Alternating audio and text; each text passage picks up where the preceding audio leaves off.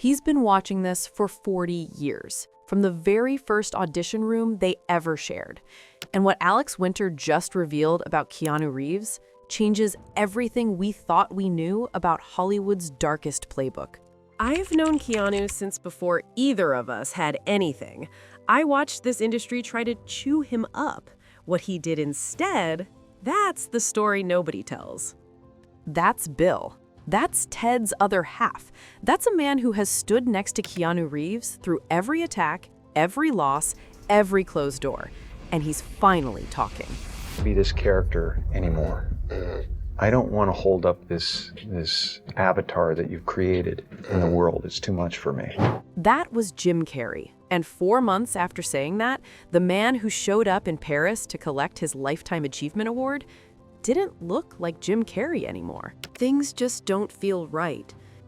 Keanu trusted that feeling. He turned down $12 million because of that feeling, and Hollywood blacklisted him for a decade. But here's what nobody is connecting loudly enough. Hollywood didn't just try to destroy Keanu Reeves. According to sources close to Alex Winter, they're trying to replace him, and the Jim Carrey playbook was just the test run. Before we get to what Alex Winter has been saying behind closed doors, we need to establish the pattern, because this isn't speculation. This is a documented blueprint that Hollywood has run before. February 2026, Paris, the Caesar Awards. Jim Carrey walks onto a stage to accept a Lifetime Achievement honor, and the internet doesn't celebrate, it panics. It's a wonderful feeling. I really took on a pretty big challenge trying to do my speech in French. So, I wrote it and I researched it and I practiced it like crazy. But, then I watched everybody talking 1,000 miles an hour up there receiving their awards. And I was like, I'm dead. Something is wrong. People who have followed Jim Carrey for 30 years are watching that footage and saying it out loud, in comment sections, on X, in group chats. That is not Jim Carrey. His nose looked different, his jawline looked different, his ears looked different. He appeared to sign autographs with his right hand, and Jim Carrey is left-handed. His eyes, which have always been distinctly brown, appeared hazel in footage from the event. And when a reporter walked up and asked him directly, point blank, the most obvious question in the world, Jim Carrey, every fake news is saying you are not Jim Carrey. That's true or not, please? He deflected. He didn't do what the Jim Carrey any of us grew up watching would have done. He didn't spin it into a bit. He didn't turn it into a moment. He just moved on. Compare that to footage from October 2025, just 4 months earlier, when Jim inducted Soundgarden into the Rock and Roll Hall of Fame. Watch that man. The energy, the timing, the unmistakable presence of someone who was born to perform. 4 months. The gap between those two appearances is not the natural passage of time. That's not what aging looks like. That's not what retirement looks like. That looks like a substitution. Now, here's the question nobody is asking loudly enough. If the machine that runs Hollywood was willing to run this playbook on Jim Carrey, a man who had been warning the public about industry darkness for over a decade, what makes anyone think they wouldn't try it on the one other man in this industry who refuses to play their game? What makes anyone think Keanu Reeves is next? To understand why Keanu Reeves is in the crosshairs, you need to understand what makes him dangerous to the people who run this machine. It's not his talent. Plenty of talented people in Hollywood. They get managed, they get handled. They sign the contracts and smile at the galas and keep their mouths shut. It's not his fame. Fame is a tool the machine knows how to use. The more famous you are, the more leverage they have, the more they can threaten to take away. What makes Keanu Reeves dangerous is something the industry has never been able to manufacture, purchase, or destroy. He doesn't want what they're selling. Sits on the subway by himself. That's freaking awesome. That's Joe Rogan, a man who has sat across from virtually every A-lister alive, sounding genuinely shocked that a $350 million movie star rides the subway. Because in Hollywood, that's not normal. That's suspicious. That's a man who hasn't been captured by the machine. The system's entire power depends on people wanting what it offers: the status, the validation, the lifestyle, the approval of the powerful. Once you stop wanting those things, they have nothing to offer you. And Keanu Reeves never wanted what they were selling. Alex Winter has watched this from the very beginning. I watched the press go after Keanu in a way that had nothing to do with his performance and everything to do with wanting him to know his place. They needed him to fail because someone who couldn't be controlled was dangerous to them. Let me tell you about the first attack. When Keanu finally arrived in Hollywood in the mid-1980s, the very first thing the gatekeepers did was go after his name. His agents told him his name was too ethnic, too foreign.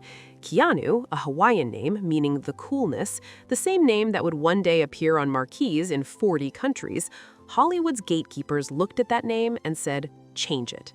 And Keanu, being Keanu, actually considered it. He tried going by Casey Reeves, showed up to auditions, and when they called Casey, his body simply wouldn't respond. He went back to Keanu Reeves, and the gatekeepers had no choice but to deal with it. But that was just round one.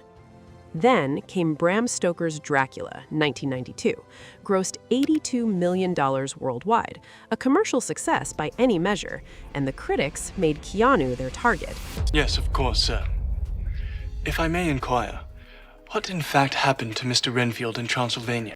One film writer put him on a list of 50 performances that ruined movies. His English accent was called one of the worst in the history of recorded films. Was the accent perfect? No. Was it a career-ending crime? Absolutely not. But the machine needed a narrative, and mediocre Keanu was a convenient one. He was nominated for a Razzie, written off by the early 90s. By Hollywood's own scorecard, his career was on life support. But the gatekeepers made one critical mistake. They had no idea what Keanu Reeves was actually willing to sacrifice. Here is what separates Keanu Reeves from virtually every other actor who ever walked through Hollywood's doors. When the system squeezes people, they perform. They pay the toll. They trade pieces of themselves for access and approval. Keanu did the opposite. Speed made $350 million. Keanu Reeves was suddenly one of the biggest action stars on the planet, and Hollywood's response was immediate and merciless. They came to him with $12 million and a sequel. And that's how I was feeling. It wasn't against any of the artists that were involved in the project, but at the time, I'm sure we've all had this kind of feeling. Sometimes when things just don't feel right, and that's how I was feeling.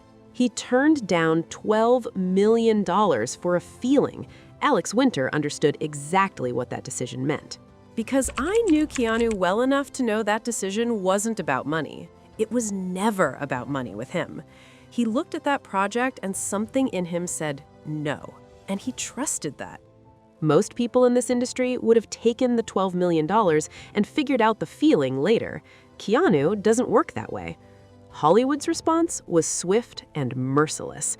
He was blacklisted from 20th Century Fox for an entire decade. Not for scandal, not for misconduct, not for anything except refusing to do a project that didn't feel right. That is the gatekeeper system completely exposed. Fall in line or we close every door. And Keanu Reeves looked at every closed door and kept walking. Now, here's where this connects to the clone theory. Jim Carrey described Hollywood the same way. Telling your kids, don't come to Hollywood. I'm serious. Your camera's sickened by the standing ovation. I felt like Hollywood is just spineless, en masse. Two men, same diagnosis, same refusal to play the game, same warning to the public. Jim Carrey said it loudly on camera for years, and then he went to Paris and came back different. Keanu Reeves has been saying it quietly through his actions for decades. He shows up on set, he gives away millions, he rides the subway, he refuses to build the celebrity fortress the machine expects. And according to sources connected to Alex Winter, the industry has noticed. Alex Winter is not a man who speaks carelessly. He's been in this industry since the 1980s. He's directed documentaries about the dark side of technology, cryptocurrency, and surveillance systems. He understands how power operates. He understands how narratives get manufactured. And he's been Keanu Reeves's closest friend in this industry for nearly 38 years. When Alex Winter says something about Keanu, it carries weight that no other source can match.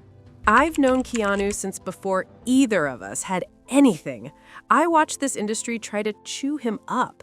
What he did instead, that's the story nobody tells. Let's talk about what that story actually is. Because while Hollywood was blacklisting Keanu and building a decade-long media narrative about him being a mediocre actor, his personal life was quietly and devastatingly falling apart.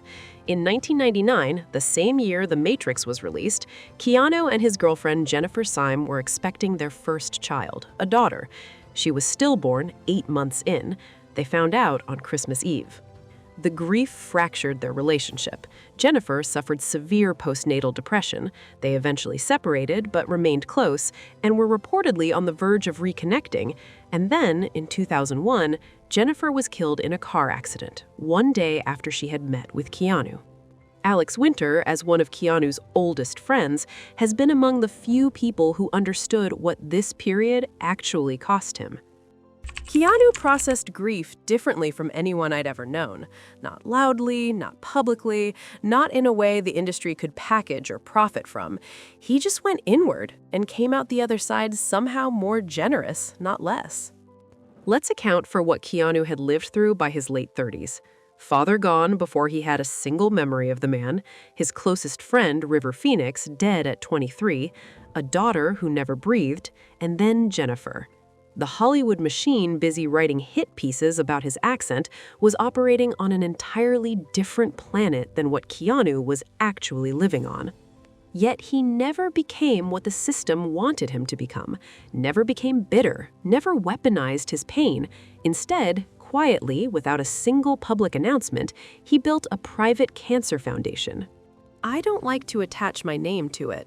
I just let the foundation do what it does. He ran that foundation for years, helping children's hospitals, funding cancer research, before anyone in the public even knew it existed. No press release, no charity gala, no PR cycle. Just help, given quietly to people who needed it. Now, here's what Alex Winter is reportedly saying in private conversations, according to multiple industry sources. The same people who watched Jim Carrey refuse to stay silent, the same people who allegedly ran the Paris replacement, those people have been circling Keanu Reeves for years. Not because he's been loud, because he's been untouchable. And in Hollywood, being untouchable is the most dangerous thing you can be. Let's talk about how this actually works, because this isn't science fiction. This is pattern recognition. Cat Williams, in one of the most watched interviews in recent memory, said something that lands completely differently when you stack it next to Keanu's story. Happens in a business that's based off of pretend that seems like a setup is. Everything that happens in a business, that's based off of pretend, that seems like a setup is. Yeah. What I'm saying is, if Jussie Smollett and Lee Daniels for a living make stories that are not real, and they make them so good that people believe them and buy them, and that's what business they're in, why would you think it would be weird if they flipped out and said a story that turned out to not be true? That is the key to understanding what we're looking at. This is an industry that is professionally, expertly, institutionally capable of constructing false realities. That is literally the product. If the people running that machine decided they needed the appearance of Keanu Reeves without the reality of Keanu Reeves, they have every technical, financial, and creative resource available to make that happen. Jim Carrey himself described how it works. Creation is. And I ultimately found that even the me I created wasn't real, so that left me in an odd, precarious situation. The industry loved the character, needed the character, put the character on posters and sold hundreds of millions of dollars worth of tickets using that character. But the real Jim Carrey, the kid from the van, the janitor, the guy who'd seen real poverty and real struggle, that person was watching all of it from the inside. And what he saw didn't sit right. Subjugating Jim Carrey for Andy Kaufman and Tony Clifton, and then at the end of it, looking for Jim Carrey again. and having trouble finding him. And at a certain point, I realized, hey, wait a second, if it's so easy to lose Jim Carrey, who the... The industry's answer to that question, if the rumors are accurate, was chilling. Fine, if you won't be the character we need you to be, we'll find someone who will. And that brings us to Keanu Reeves, and why the same playbook is reportedly being attempted, but failing. Here is what makes Keanu Reeves different from every other target Hollywood has ever tried to neutralize or replace. There is no gap. The public Keanu and the private Keanu are the same person. What you see is what there is. Jim Carrey built a character, a magnificent, magnetic, world-conquering character, but a character nonetheless. And when Jim decided he didn't want to be that character anymore, the industry had a template to work with. Keanu never built a character. He just existed as himself, in public and in private. A casting director saw it from the very first audition. He walked in the door and I went, oh my God, this is my guy. It was just because of the way he held his body. His shoes were untied. Shoes untied. Not polished, not manufactured, just real. The thing the Hollywood machine spent years trying to sand off Keanu Reeves was the exact thing that made him impossible to replicate. Because how do you clone authenticity? How do you manufacture someone who gives away Harley-Davidson motorcycles to every member of his stunt team, not through an accountant, but personally? How do you replace a man who takes pay cuts so other people get paid? How do you substitute someone whose response to the deepest possible question about human existence is 7 words? No framework, no monologue, no manufactured soundbite. Just truth. The machine that tried to buy Jim Carrey's silence, the machine that allegedly tried to replace him when he wouldn't stay quiet, that machine has been circling Keanu Reeves for decades. But they keep running into the same problem. You can't clone a soul. Here's the most important thing about the connection between Keanu Reeves, Jim Carrey, and Alex Winter. The industry cannot cancel them all at the same time. That's the protection. Jim Carrey, before Paris, said this about Keanu. Keanu Reeves must be one of the nicest, coolest people on the planet because no one has a bad word to say about that guy, ever. He might be what we should all aspire to be. We should all aspire to be. And Keanu, during Sonic 3 press, returned that energy publicly. Well, I'd met him socially in passing once, like 6-7 years ago, but then really just hanging out for the first time in London at the premiere of Sonic 3, yeah. His passion, his knowledge, allowing me to collaborate. 2 men, one loud, one quiet, both refusing the same invitation to sell their souls. And Alex Winter, the man who has watched it all from the inside, from the very first audition room, is now speaking publicly about what he witnessed. I've spent decades in this industry. I've watched it chew people up and spit out something unrecognizable on the other side. Keanu is the only person I know who came through all of it, the attacks, the losses, the blacklists, and came out the other side more himself, not less. That's not luck, that's character. That is not a casual observation from an old friend. That is a witness statement. Hollywood's gatekeeper system exists to make you want things. It builds a world where your name can be too ethnic, your accent too foreign, your body not strong enough, your gut worth less than a paycheck. Keanu Reeves rejected all of it. He turned down $12 million because something didn't feel right. He was blacklisted for a decade and kept walking. He lost everything that mattered to him and came out the other side more generous, not less. And now, according to Alex Winter and the circles that surround him, the industry that couldn't break Keanu Reeves is trying the only play they have left. They're trying to replace him. But here's what the machine still doesn't understand. You can't clone someone who was never performing in the first place. Keanu Reeves is still out there, still quiet, still watching, still refusing to pretend. And the fact that Hollywood hasn't found a way to touch him yet, that might be the most telling detail of all.